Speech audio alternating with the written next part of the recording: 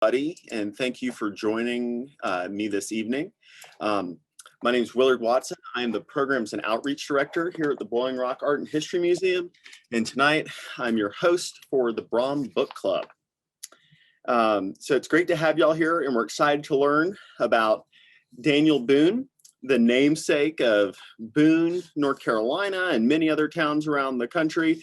And we're also fortunate to have author Michael Lofaro here with us this evening as well. I have a short presentation that I'm going to go over, and then we'll have a chance for discussion and a chance to ask the author how he did it. And I hope that y'all are able to attend Daniel Boone Day that's happening next Saturday at the Hickory Ridge Homestead in Horn in the West. This is put in by the Southern Appalachian Heritage Association. This is going to be a great day of activities and demonstrations that's free and open to the public. That'll be happening next Saturday, June 5th in Boone at the Horn in the West. So tonight we're going to learn about Daniel Boone. And like I said, we're fortunate to have Michael Lofaro here with us this evening. He is a Lindsay Young Professor of American and Cultural Studies and American Literature at the University of Tennessee, a recognized authority on the early frontier and importance of frontier heroes such as Daniel Boone and Davy Crockett in American life. He is the author and editor of over a dozen books, an online database, and countless articles. So we're really fortunate to have him. And before we start asking Michael all the questions, I just want to share with you some slides that I've prepared to talk about Daniel Boone's life. So this is a painting of Daniel Boone, a popular one, Boone's First View of Kentucky by William Tiley Rainey from 1849. So Daniel Boone was born November 2nd of 1734 and passed away September 26 of 1820. He was an American pioneer and frontiersman whose exploits made him one of the first folk heroes of the United States. Boone became famous for his exploration and settlement of what is now Kentucky, which was then beyond the western borders of the 13 colonies. Despite resistance from American Indians, for whom Kentucky had been a traditional hunting ground, in 1775, Boone was part of a group that blazed the Wilderness Trail through the Cumberland Gap and into Kentucky. There, he founded Boonesboro, which was one of the first English-speaking settlements west of the Appalachian Mountains. Boone served as a militia officer during the Revolutionary War, which in Kentucky was fought primarily between American settlers and British allied American Indians. Boone was captured by the Shawnees in 1778 and adopted into the tribe, but he escaped and continued to help defend the Kentucky settlements. He was elected to the first of his 3 terms in the Virginia General Assembly during the war and fought in the Battle of Blue Licks in 1782, one of the last battles of the American Revolutionary War. Boone worked as a politician, surveyor, and merchant, but he went deeply into debt in Kentucky as a land speculator. Frustrated with legal problems resulting from land claims, towards the end of the 18th century, Boone resettled in Missouri, where he spent most of the end of his life. So Daniel Boone occupied an interesting space as a hunter in early American society, and hunters occupied a very interesting place in colonial America.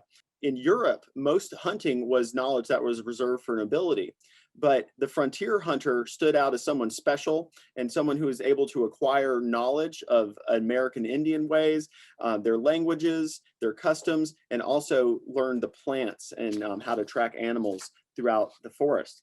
So Daniel Boone was a master hunter and tracker, and he had all these skills, but he was no traditional American hero.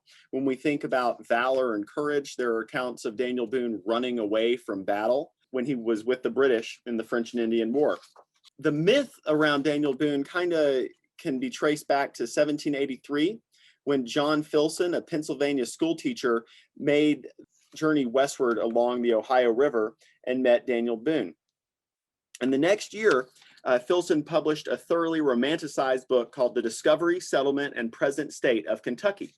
This book was soon translated into several languages and even inspired people like Johann Wolfgang von Goethe to call Daniel Boone the model of Jean Rousseau's Natural Man. And Lord Byron even devoted multiple stanzas of his epic poem Don Juan to the frontier Daniel Boone, calling Boone the happiest of mortals anywhere, and regaling his prowess as a hunter even into old age. This is a statue of Daniel Boone that is on the campus of Appalachian State University.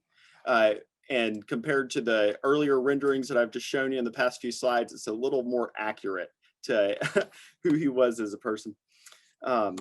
So Boone was often portrayed as a country bumpkin in some of the accounts, but he was very careful in his grooming and his appearance. And he was a Quaker man who practiced tolerance. And even at the height of his fame as an Indian fighter, Boone said that he had only killed 3 men in his lifetime. And even then, it was only in self-defense. He was regarded as a kind man, with a visitor reporting that an irritable expression was never heard in Boone's household. And there's an account of Boone later in life speaking with the journalist that Boone said that while he could never with safety repose with confidence in front of a Yankee, he had never been deceived by an Indian, and he should certainly prefer a state of nature to a state of civilization. And these stories have multiplied throughout the generations of a contradictory man, an admirer of Indians who participated in their destruction, the slaveholder who cherished liberty, the devoted family man who prioritized solitude and would disappear into the woods for years at a time. He was reduced to a simple-minded stalwart in his own lifetime. And Boone is quoted as saying, "With me, the world has taken great liberties, and yet I have been but a common man." So we see that in popular culture, there's this conflict between Daniel Boone, the man, and Daniel Boone, the myth of what he's conflated to.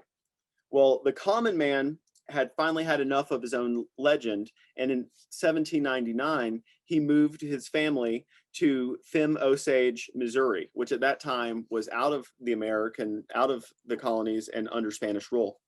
And at this time, the hunting in Kentucky, which was so grand when he entered the land, where the first accounts are them seeing countless buffalo on the landscape, the last buffalo was killed in 1791 in Kentucky. And there was no longer the game that Daniel Boone loved to hunt, and the land was becoming more crowded. So he moved beyond the mountains and went to Missouri. And there is the legend that Daniel Boone's celebrated habit of moving beyond the mountains when the smoke of a neighbor's chimney could be seen. Well, that was really an invention of later biographers, but he did not like being surrounded by so much civilization when he was seeing the hunting and the land being degraded around him. So Daniel Boone died at the age of 85 in 1820. That was the year that this portrait by Chester Harding was completed. This was the only portrait that was known to be completed during Daniel Boone's lifetime, I believe. So the earlier renderings that I showed look so different from this man right here, because those paintings were done in the 1850s later. So one thing that's interesting just about Daniel Boone's death, he was buried in Missouri, but some people in Kentucky in 1845 went out and dug up his bones and then brought it to Frankfort and built a monument where's the capital of Kentucky. So there's a site that you can go and visit and see the state capitol dome of Kentucky from his gravesite, which I just really, I'd love to hear what Boone would think about that transplant. But this distinction between the man and the myth is pretty interesting for me, where we have on the left side, we have the painting that was made during Boone's lifetime, where even as an old man, he still looks very strong. And then on the right, we have the cover of Daniel Boone #8 by Joe Certa, which is a comic series in the 50s that really kind of continued to amplify this caricature of Daniel Boone, with him wearing a coonskin cap even, and kind of blurring the lines even more between who was Daniel Boone and who was Davy Crockett. So this next thing I want to show you real quick is just the intro from the 1960s Daniel Boone TV show.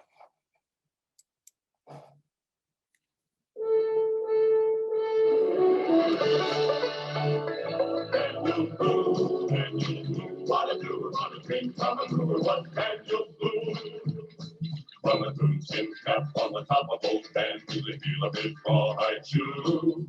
The rippenest, roaringest, fightingest man the frontier ever knew. Daniel Boone was a man, yes, a big man, and he fought for America to make all Americans free.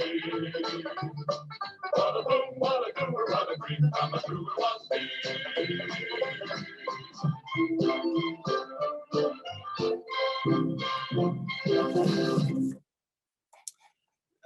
So I just think that is just so interesting and a very different time. But Daniel Boone was not a very big man. He was regarded as a pony-built man, and would have been lean and smaller and did not wear a coonskin cap. He preferred a Quaker cap. So Boone existed simultaneously with the image of him as a refugee from society, but also there's the popular portrayal of him as civilization's trailblazer. Boone is celebrated as an agent of manifest destiny and a pathfinder who tamed the wilderness, paving the way for the extension of American civilization. In 1852, critic Henry Tuckerman dubbed Boone the Columbus of the woods, comparing Boone's passage through the Cumberland Gap to Christopher Columbus's voyage to the New World. In popular mythology, Boone became the first to explore and settle Kentucky, opening the way for countless others to follow. In fact, other Americans had explored Kentucky before Boone, as debunkers in the 20th century often pointed out. But Boone came to symbolize them all, making them what historian Michael Lofaro called him the founding father of westward expansion.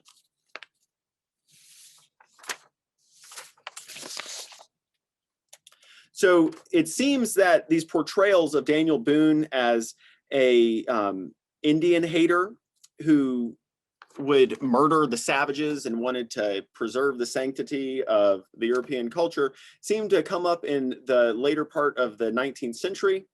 And that seemed to maybe be around the same time that Native Americans were being displaced from their lands, like with the Indian Removal Act of 1830. And I think that this is really summed up in kind of the representation of these sculptures that are found at the state capitol around that time. So this is The Rescue by Horatio Greenough. This sculpture was completed in 1850. And Horatio Greenough was commissioned to do this sculpture after he had delivered this sculpture of George Washington, which I think is just the strangest sculpture of George Washington I've ever seen. And I'm not sure if it's supposed to be George Washington or Zeus, but this was in the Capitol and was stored outside for some time before being moved indoors. So it's very interesting seeing how popular culture can kind of build these mythologies around people through that. So the rescue is also known as Daniel Boone rescues his family. People regard it as the character here as Daniel Boone. I don't know, this was like neoclassical sculpture. So I'm really confused by what is on this guy's head. Horatio Greenough wrote of this sculpture. Where is it? He said, the rescue was meant to commemorate the dangers and difficulty of peopling our continent, and which shall also serve as a memorial of the Indian race, but also to convey the idea of the triumph of whites over the savage tribes. So this has been seen as a rationalization of Andrew Jackson's Indian removal policies of the 1830s. And even though Greenough did not name the rescuer to be Daniel Boone, people really considered it Daniel Boone. And there was a popular, this is a lithograph from the 1850s by Henry Shield, and it's Daniel Boone protects his family. And as you can see, it's essentially the exact same image as the rescue. So just a quick aside, this whole, this depiction right here really comes in stark contrast to the story of a rescue that we have, where in I believe it's chapter 8, Boone rescues, chapter 6, Boone rescues his daughter Jemima from Shawnee warriors that abduct her outside of Boonesboro. And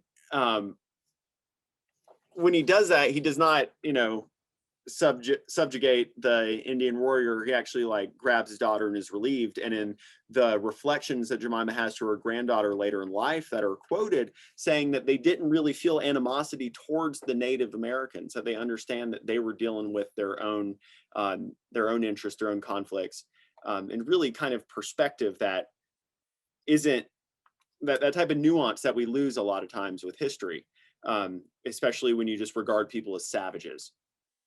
So just a quick aside about this is the rescue was located at the steps of the U.S. Capitol.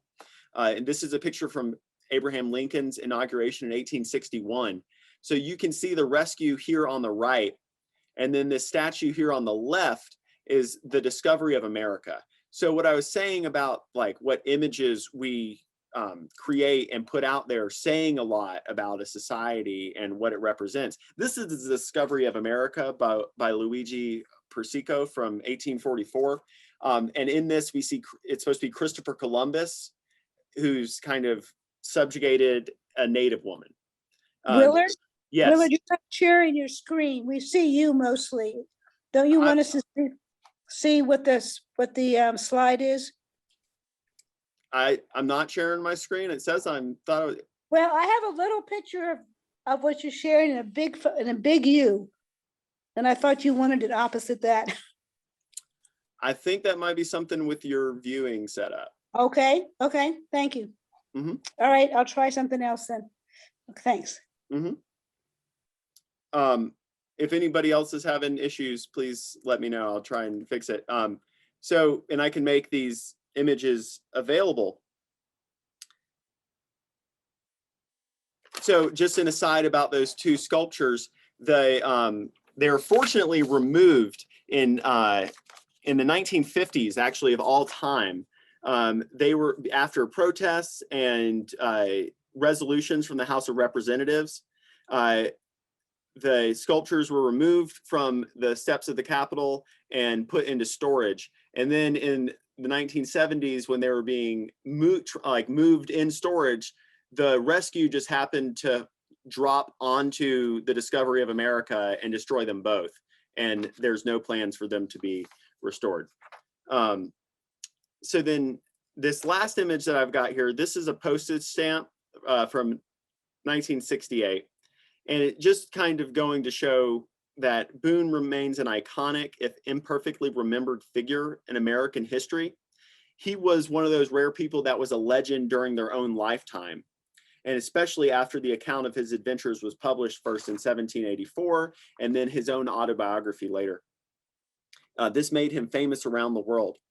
And after his death, Boone became the subject of many heroic tall tales and works of fiction. His adventures, real and legendary, helped create the archetypical frontier hero of American folklore. In American popular culture, Boone is remembered as one of the foremost early frontiersmen, even though mythology often overshadows the historic details of his life.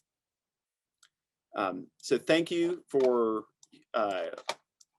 humoring me through those slides. And now I'd love to hear if anybody has any thoughts about the book or maybe any questions for our author.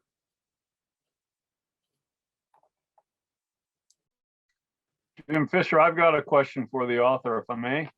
Do you know how much did Daniel Boone model the Leatherstocking Tails by James Fenimore Cooper? I mean, was that Cooper's work to kind of lift up Daniel Boone and create that mythology? Yeah, it was. It was. He, in fact, in one footnote, I think to the Pioneers, noted that Boone's removal to Missouri in 1799 was the same thing that Leatherstocking would do. He directly ties it in. That's the only place, even in Cooper's correspondence, where it's directly tied in, but it's clear. And Boone was kind of the big symbol that time of the West. And Cooper was no slouch at picking up on pop culture. So you're completely correct. He was the model for it. And indeed, in Last of the Mohicans, some of the scenes are directly out of Boone's life, particularly the capture and recovery of the three girls. Except it's two there, and you know, he changes it around a good bit, but yeah, he was completely in that mode. And remember, when Cooper started writing, Cooperstown was the frontier in New York still. Okay, well, at least not when he was writing, but when he was a young boy, it was still something that was pretty rugged out there. Though of course he didn't know very much about the frontier. He tended more towards the sea, in fact. Not many people know he's the father of American sea fiction. He was the first one to start that genre, and wrote, I think, 11 novels as opposed to 5 Leatherstocking Tails. But they never took off in the same way that the Leatherstocking Tails did. Those are the ones that really captured the American popular ideal, I think, of a Westering democracy and progress and the inevitability of civilization's advance. But yeah, Cooper's tied up in this whole idea of myth making as well. Now, I should also say that Boone really didn't make any of his own myths. Okay, that was done for him, starting, as Willard rightly pointed out, by John Filson. But that's the nature of a hero. The popular media of their day is what is going to create the hero, whether it's Homer, you know, singing songs, or today. So it's the interest in the hero is what got me attracted, honestly, to Boone at first. Can you talk any more about the adoption when he was adopted by the tribe? Can you talk any more? Just fill that out a little bit more. I mean, they Well, could have. sure. Yeah, it's very interesting. Boone had a great deal of sympathy with, and in fact, I guess you could say was simpatico with a Native American lifestyle. He preferred hunting and gathering to farming. He really detested farming. And he tried his hand at lots of things. You know, he was a tavern owner. That didn't work out that well. He owned a mill on the Mississippi that got swept away in one of the big floods. You know, he had a lot of setbacks in life, but he never gave up. I mean, he's kind of an indomitable spirit. No matter what life threw at him, he kept trying. But yeah, in terms of the actual capture, you know, basically he was outnumbered and taken by a band of Shawnee, and then negotiated the safe surrender of his salt makers, the men that he was with, because they stood a really good chance of all being killed if they engaged in battle against the surprise attack of a superior force. He was the one that didn't get ransomed, didn't leave the longest. He's about there for 6 months. He apparently, under some accounts, took an Indian bride while he was there. He was fully a part of the family of the chief. He was named Sheltowee, as you read, you know, Big Turtle. And what is written about him with that is that he's always getting ready to leave. He's always trying to figure out when's the best time, but he takes his own sweet time about it because, one, he's a long hunter, and two, it's a pretty good situation for him there, I think. He's the son of the chief. He survives in style the gauntlet that they forced him to run. So he's pretty high in their esteem, and that continues for really his entire life.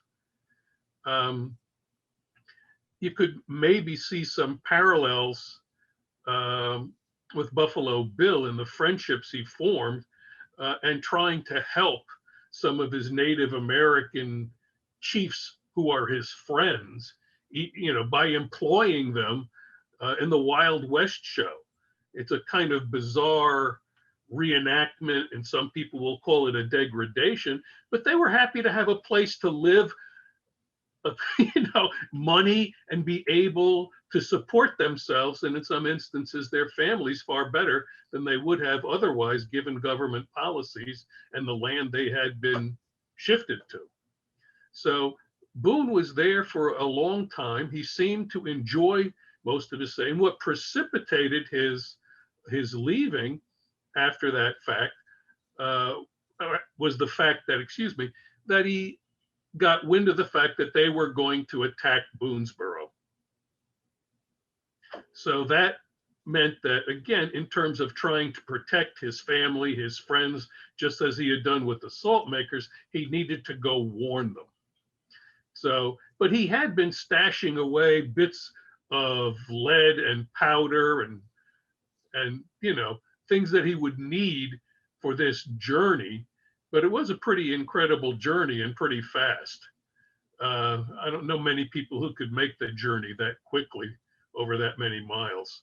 But he was always, in fact, he was condemned later on after his death in 1823.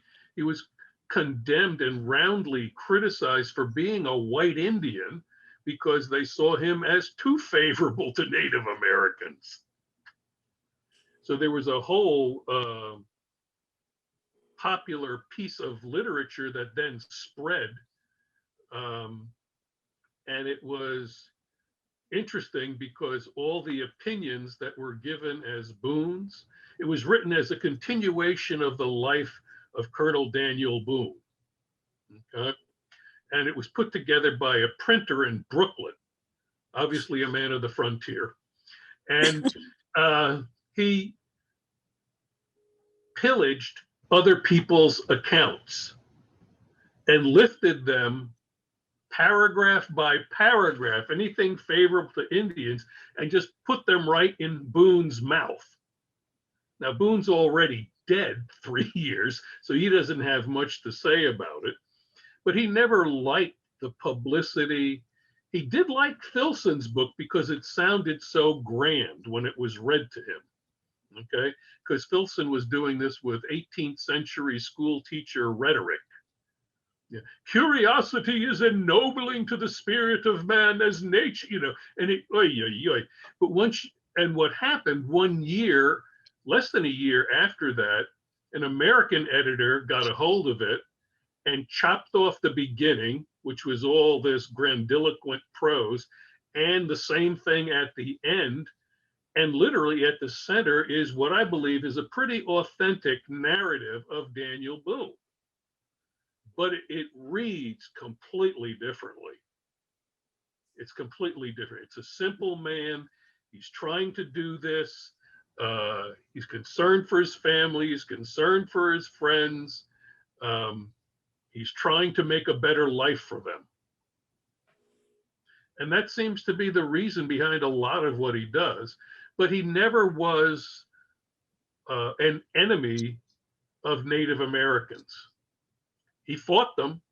He killed a few, as Willard pointed out, but he was never somebody that wanted, some kind of wholesale slaughter. Let's move them out.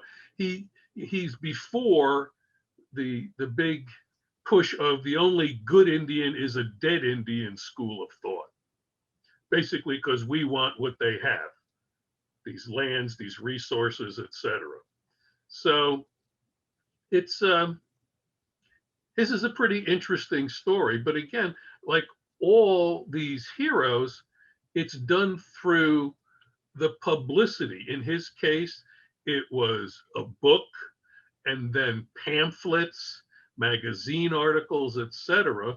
And the big push that brought this back was a biography by Timothy Flint in 1833, called the Biographical Memoir of Daniel Boone. And this really pushed Boone as the agent of civilization's progress. And that really cemented his reputation. The early one tended to be the Filson one, which was never reprinted in the United States.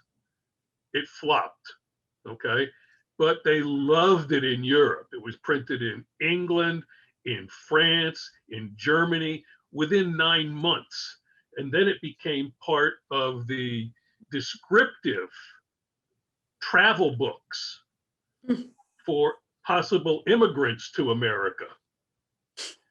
Okay, so it got even more famous, but the two paths are completely divergent. The American version is nowhere near the original, now European version, through the latter part of the 18th century and on through the 19th. I think, as Willard Rutley pointed out, he was seen as the embodiment of Rousseau's noble savage. Though I always get a kick, and I think I put that in the book,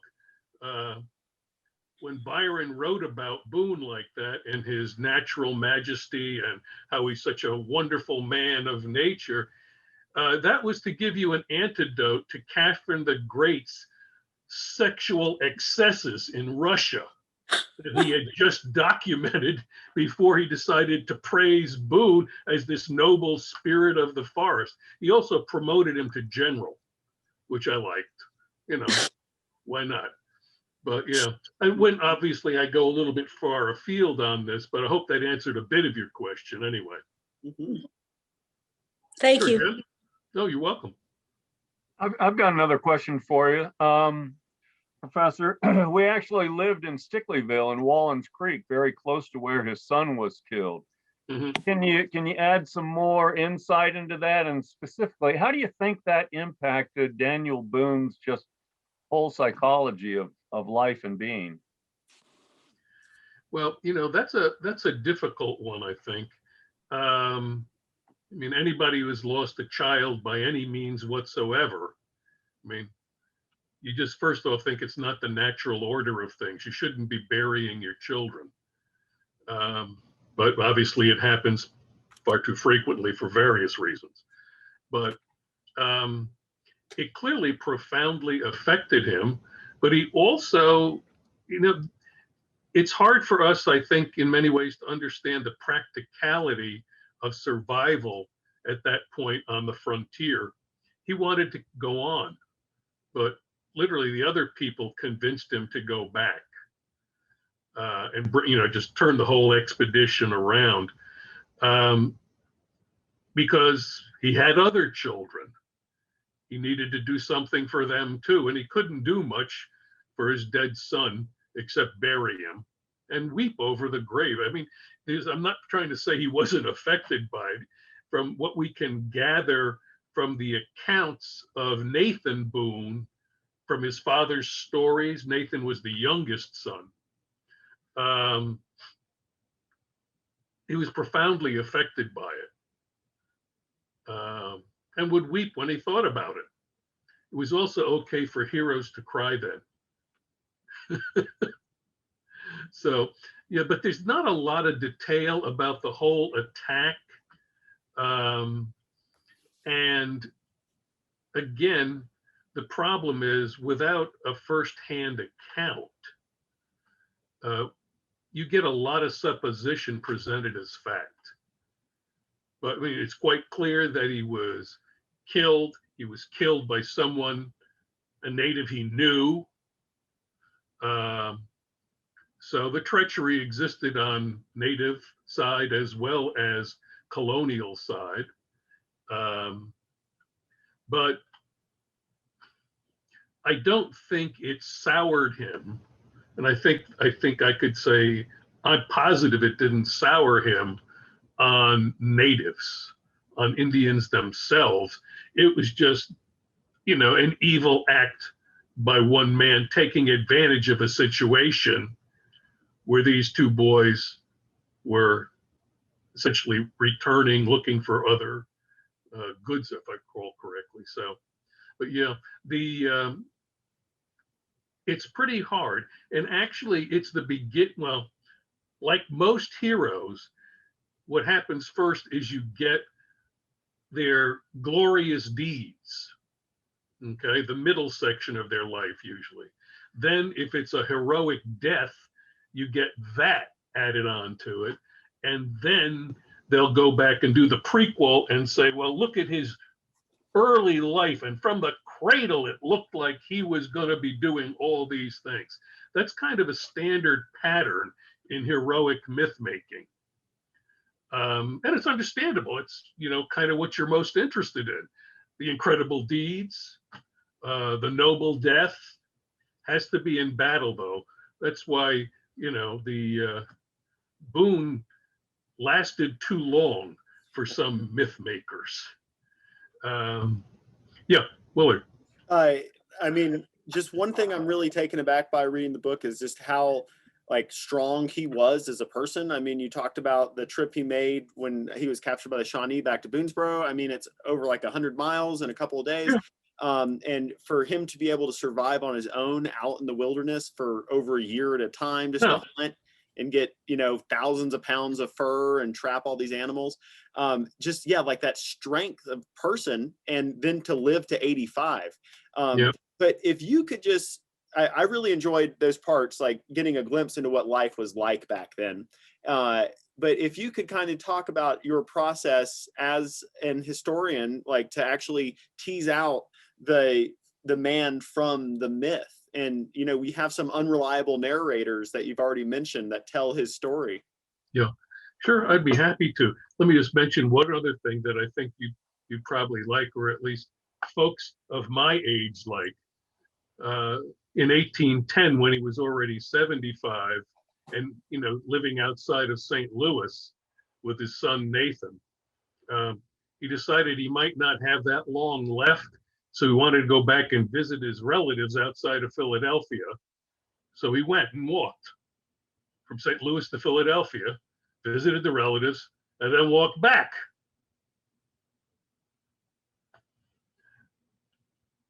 It's a little further than I want to go. But, my process was serendipitous in the case of Daniel Boone. I guess it probably started with Disney and Davy Crockett. And then I was in college, but still saw Fess Parker confuse us all, who's who, Davy or Daniel, with the 5 or 6 seasons. I think it was 65 to 70 as, Daniel Boone. And I was doing my graduate work and decided, it's the bicentennial, and nobody's really looked at the heroic process by which Boone was constructed. So I wound up doing a dissertation on Daniel Boone's manipulations before the Civil War. I had to cut it off. And but they literally provided all the tropes, all the characterizations, mischaracterizations, myths, etc., that were later further developed. So it kind of gave an idea of at least the seeding of all of that. And I had just taken, after I finished, just taken a job at Tennessee and went to an academic conference and went up to the booth for the Kentucky Press. And I said, well, I just did this work on Daniel Boone. Would you be interested? I need to rework it. And I want to extend it, through Fess Parker, etc. And he said, never mind that. Can you write a biography? Because they were putting out a bicentennial bookshelf. And the author who was doing the Boone biography, which was supposed to be one of their cornerstones, had passed away. And they didn't have anybody to do it. So I said, being very, very naive. Sure. And proceeded for 3 years to write a biography of Daniel Boone, mainly going back to personal accounts and anecdotes, which were mainly for me, besides the the printed ones, found in the Lyman C. Draper manuscript collection at the University of Wisconsin. And this is a huge collection. There are, I think, 454 volumes. I'm probably getting that wrong, but it's in the bibliography in the back of the biography that you read. And basically, Draper went up and down the Appalachian, the Valley of Virginia, the Mississippi Valley, cleaning out people's attics and asking for donations. He was one of those omnivorous collectors. And with those 454 volumes that he collected, he only ever wrote one book. And they had to kind of rip it out of his hands to get it to the press. It was on the Battle of Kings Mountain, because he always never felt he had everything he needed to write. So I kind of avoided that trap, because when they gave me this contract, they said, can you deliver this in 6 months? And I said, are you nuts? It's impossible. Even though I'd done all the work on all the biographers of Daniel Boone, I still had a lot of work to do. So I went back to some rudimentary things. I projected a timeline. I did it. I put events and dates there, and I tried to work from that. But my idea was, and always has been, in fact, to work with things that are the primary documents, or as close to the primary documents as I can get. This doesn't sometimes make for a good read when you're reading 18th century accounts, because it sounds like the 18th century and people think it's stilted and formal, etc. But I think it gives a better sense of the man and the place and how that was at that time.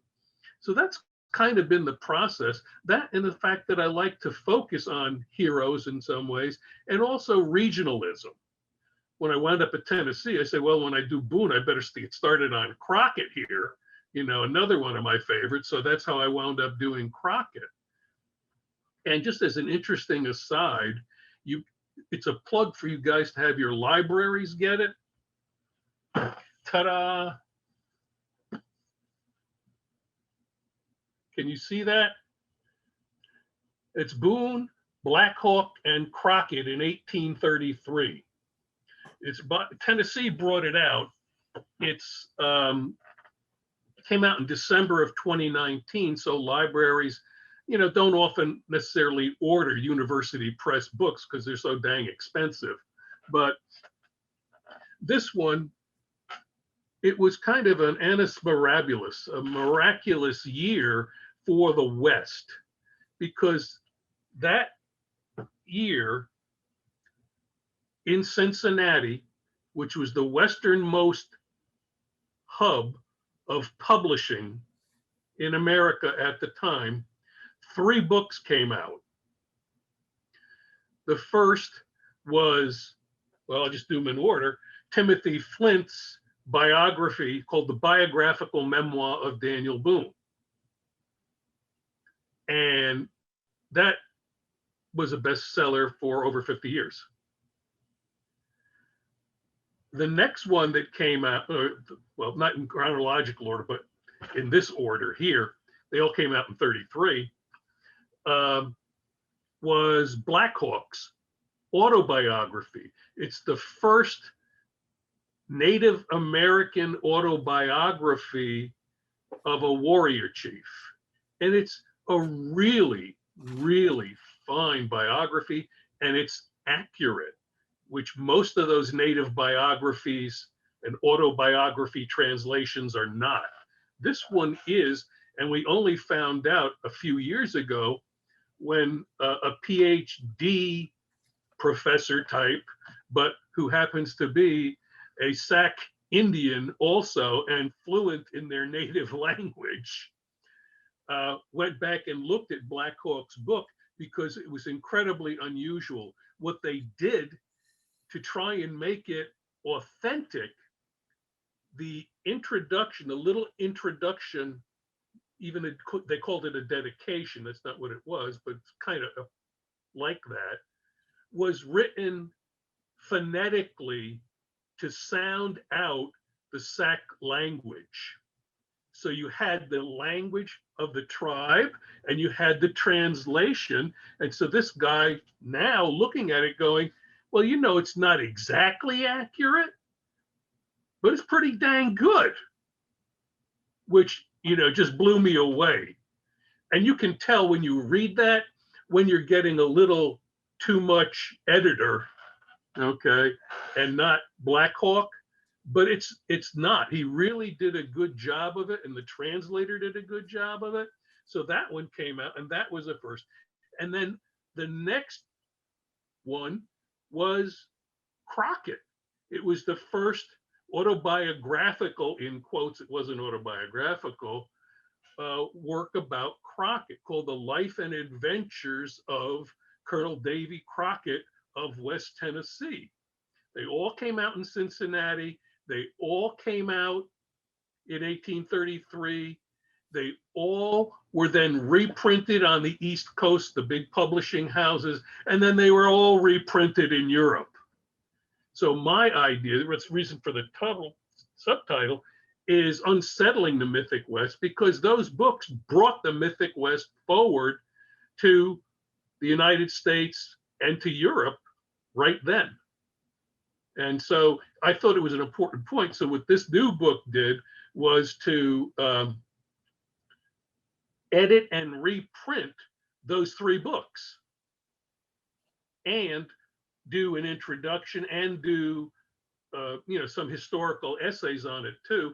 Like there's one that, remember I was talking about the Daniel Boone White Indian in 1823.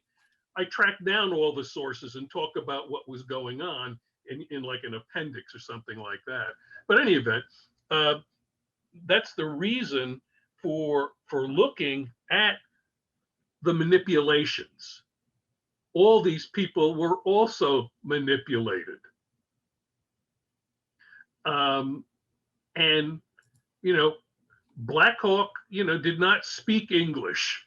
So his only words we could get out were this autobiography. And they're pretty formidable and also, I would say, fair. He's asking for fairness and equity and saying, this is why I went to war. You know, and then he's kind of dragged into Washington with his sons and several other warriors as to give them a tour of the East, a grand tour. They're basically on exhibition, but to have them go back and to show them that the might and the number of the whites could not ever be suppressed. This was Jackson's idea. The only problem was he became more popular than Jackson. So Jackson, when he was appearing with him, left because he was teed off that the crowds were going to see Black Hawk. And then he wouldn't go appear with them again. So it's a pretty interesting time, and they feed into each other. Crockett, at this point, in his next book, which is his autobiography, which he did write with help, but is much more accurate than this first one I mentioned here. This one that I put in that book, the triple header there, is Tall Tales, okay, and anecdotes and things he later swears, you know, that really never happened, okay? So in fact, in the front of his real autobiography, A Narrative of the Life of Colonel David Crockett, which comes out the very next year in 1834, the preface says, I've written this book because I've run across people who, when they meet me, are astounded to find me in the shape, image, and speaking as if I was a human being. So this book is the antidote to that earlier book. But the earlier book set a tone. And that's where the legendary Crockett came from, of the Crockett Almanacs. That's where the tall tales really flourished from 1835 to 56. It was the longest running series of comic almanacs in American history at the time. And those were illustrated. They're the first superhero comic books. They're illustrated with woodcuts, and they have these crazy tales about Davy, his friends, and even the women of the backwoods. I did a book on that at one point too, called Rip-Roarious She-Males and Sentimental Sisters.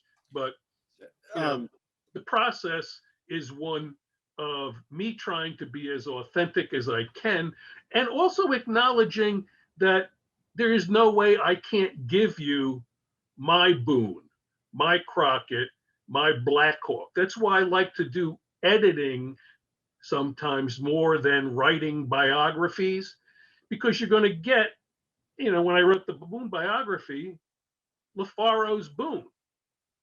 That's all the other reason why I keep trying to go back to the closest to original materials I can find.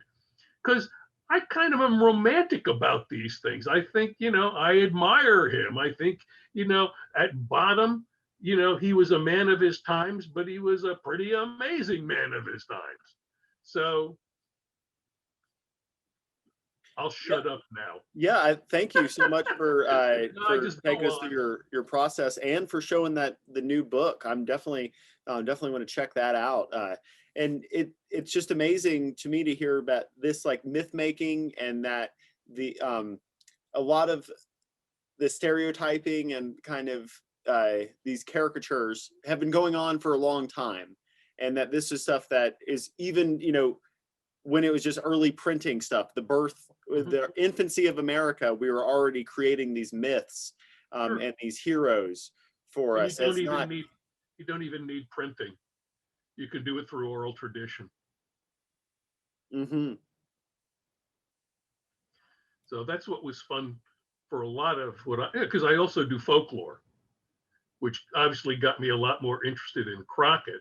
Boone doesn't have that much folklore about him, but Crockett, it doesn't stop. It's amazing. So, but yeah. But thank you for letting me come. If anybody has any more questions, I'll try not to speak for 38 minutes on one question. But that's the professor in me. And as my wife will tell you, I retired also in December of 2019, fortunately just in time to miss COVID teaching, which I am so happy I missed. But also, she goes, you really need an audience, and it should be somebody other than me. So I'm afraid you were victimized.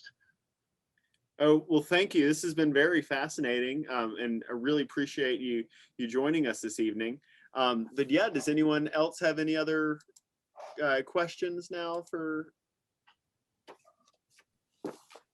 No, Mike. but thank you so much. It's been very interesting to listen to you. Well, you're very kind. Thank you for being here. Mm-hmm. Yeah, just really well written. Thank you so much for putting this together. Glad that we got to read it and explore Daniel Boone. Yeah. Well, one footnote.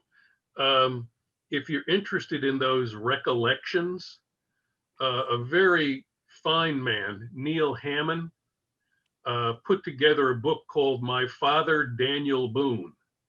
And it's by Nathan Boone, but he edited all the Nathan Boone materials and brought it out.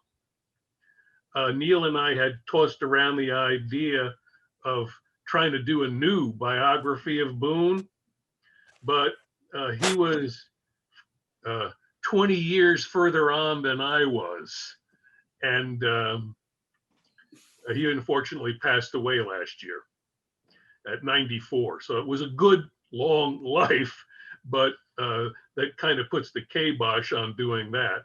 But that's an interesting primary source. The family stories, in other words, recorded by Nathan and his wife Olive. And interesting tie-in, of course.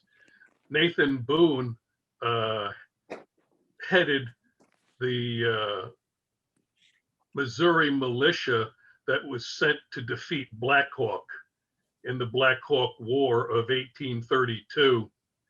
And he fought alongside, oh, well, other people who went to the Black Hawk War were Abraham Lincoln as a lieutenant and then a soldier, and also Jefferson Davis as a lieutenant out of West Point. So the historical tie-ins are just fun. They really are. So anyway, thank you all so very much, very kind, and I hope your book club keeps going and does well.